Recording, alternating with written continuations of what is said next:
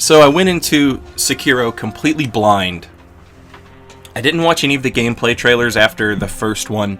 I didn't watch any of the streamers stream the game, or I didn't watch any of the YouTube videos.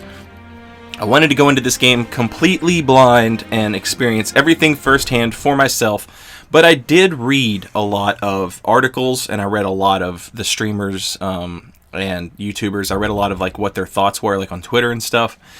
And one question that they answered a lot was, is this game more like Dark Souls or Bloodborne? And a lot of people said it's more like Bloodborne. But this game is not like Bloodborne. I love Bloodborne, and I love this game. But this game is not like Bloodborne. The movement has been completely revamped, totally, because there's this new element of stealth. So everything is, like, completely different. I mean, you still move with the same joystick, but, like, the dodge mechanic is different. Its usefulness is different. There's the crouching, there's the running, there's the sliding and hiding and peeking around corners. There's platforming, so you can like grab onto walls and ledges and stuff like that, which is fantastic. From Software has shoehorned strange platforming parts in their games for a long time now without buttons for platforming, so to actually have those is great. The stealth also allows you to do the eavesdrop mechanic where you can listen in to enemies as they discuss things. Basically, it's a really clever way for From Software to still be able to get a message to the player without having the note system in the game. They can still be esoteric and not tell you things and let you figure stuff out on your own. But, you know, whereas before you might have relied on messages from other players in Dark Souls or notes from other players in Bloodborne. You don't have that anymore. But you do have enemies that like to jibber jabber and talk about their weaknesses, which is nice. And it's a very good way to get that message to the player without breaking the immersion and saying, you know, just having something pop up on screen and saying like, hey, go here and do this, without having any sort of like map objective mark or anything like that. Now, as far as things popping up on screen, we do have like a semi sort of, this is the tutorial area that you're seeing right here. We have these little pop-ups that come up that explain to you the first time you're using these, you know, new platforming mechanics. And this is apparently something that Activision had a heavy hand in, was helping From Software with this kind of thing, the pop-ups and when to have them and all that. So it's not bad. I feel like the player, like, I'm just exploring right now, just playing around with the controller, and, like, I figured out the wall jump and all this, you know. So, I mean, like, you don't even necessarily need them, but if you're going to have them, at least do this where they're not in the way, they don't take up the whole screen. I'm fine with this. It works out fine.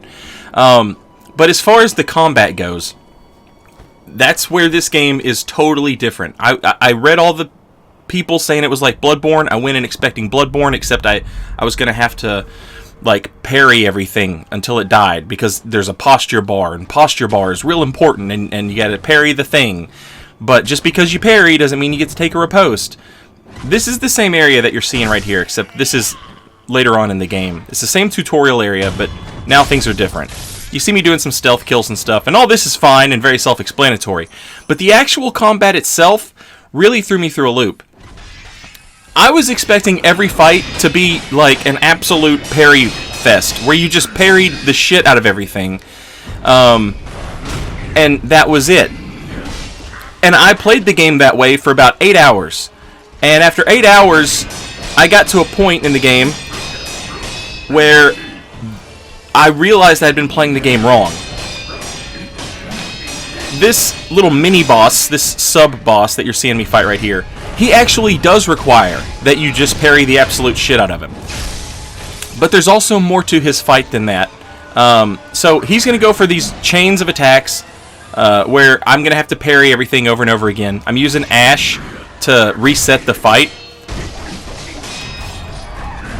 When he does that attack, however, you can't parry that. So I'm parrying and parrying and parrying and parrying. And up in the top, you see his posture bars filling up. That attack, I dodged by jumping. And because it was a jump dodge, I did extra poise damage, extra posture damage to him. And after you do extra posture damage, you can do a killing blow. You can do a death blow. once his posture bar has been completely broken. So, from the top, I'll show you what I did right and what I did wrong. Alright, we're going to do 1,000,000 consecutive deflections against this guy. He doesn't give us a choice. We have to do that. My posture bar is almost full. His is nowhere near full. Here he's going to go for a sweep attack. I know to jump over it and press jump again. I'll kick him in the head. I do some posture damage. It also buys me some time. I throw a fistful of ash to reset my posture bar completely so that we can redo this. Rinse and repeat.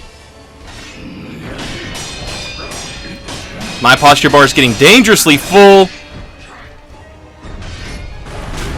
Dodge kick. Hit him once into death blow. There's one of his health bars gone. I'm going to drink my Estus. Not Estus. I'm going to hit him with a fistful of ash, and that basically just gives me time to reset the fight where I want to reset it. Alright, in the second phase of this fight, he'll throw out his sweep attack way early on, which is what he did there. But it's the same thing, rinse and repeat. However, I didn't reset my posture, so a missed parry right there breaks my posture, and I fall down. Fortunately, his posture was full enough that just, resetting the fight, getting the consecutive deflections back, then dodging the sweep attack with the jump kick. But see, I was expecting every fight in this game to be like that. And I don't know if they did this on purpose, but it wasn't until I got back to the tutorial area where there are 2 mini-bosses, I had to confront how I had been playing the game, because I had been playing the game wrong. I was just looking at that posture bar. It was all I ever saw, and all I was thinking was, well, parries build up their posture break, and when you break their posture, you can do a death blow, and doing a death blow gets rid of their health bar. That's the wrong way to look at this game, but I didn't understand that until I got to this point. And I was really, really struggling with this particular mini-boss. There's another mini-boss here that I was also struggling with. And I went back to the hub of the game, and there's a little tutorial guy there. He talks to you, and he lets you practice fights with him. And I actually paid attention to what he said.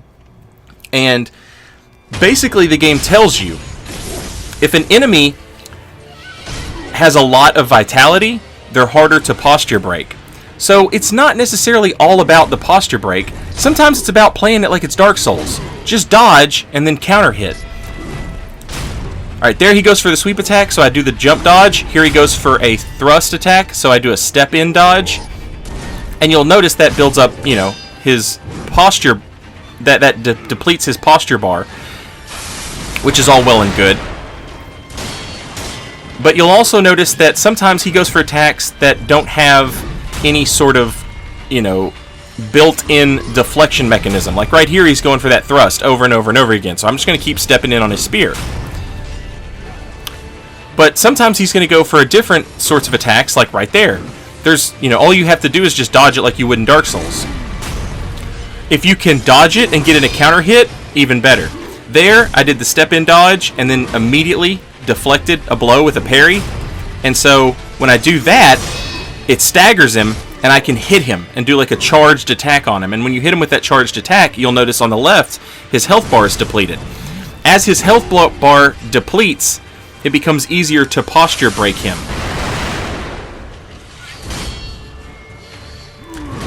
So even though and as I'm watching this, I realize that I could have played this a little faster and posture broke him earlier in the fight. But that's essentially like the Sekiro version of greed. Also, don't fight on stairs. Fighting on stairs is still a terrible idea. So, it's got that in common with Dark Souls and Bloodborne. Don't fight on stairs. So, I fell off this cliff. You can see his posture is completely replenished, but his health bar has not. And that's what I learned. That's where that health bar is just as important as that posture bar. The lower his health bar gets, the lower his maximum posture can be. Look at his posture bar on the screen, and you can see where I've taken about a 1/4 inch off of both sides. So about like half an inch of his posture bar is gone. He just can't have it anymore. So now it's easier to posture break him. Even though I got lost a little bit and fell off that cliff and he regained his posture, he could only regain so much because I had been doing actual physical damage to him. As the physical damage builds up, it becomes easier to break his posture. When you break his posture, that's when you can get your death blow and finish him off. I was just thinking like, oh yeah, let them have a full health bar and just deflect and parry and deflect and parry and deflect and parry, and I'll eventually get the death blow. No, that's not how this works at all. You have to wear down their health. It's still important that you dodge and hit. Then deflect and parry, then break their posture, then get the death blow. I wouldn't say this is like Dark Souls or Bloodborne. This is like From Software Evolved. Homo erectus. I love this game, even if I did play it wrong for the first 8 hours. Later, y'all.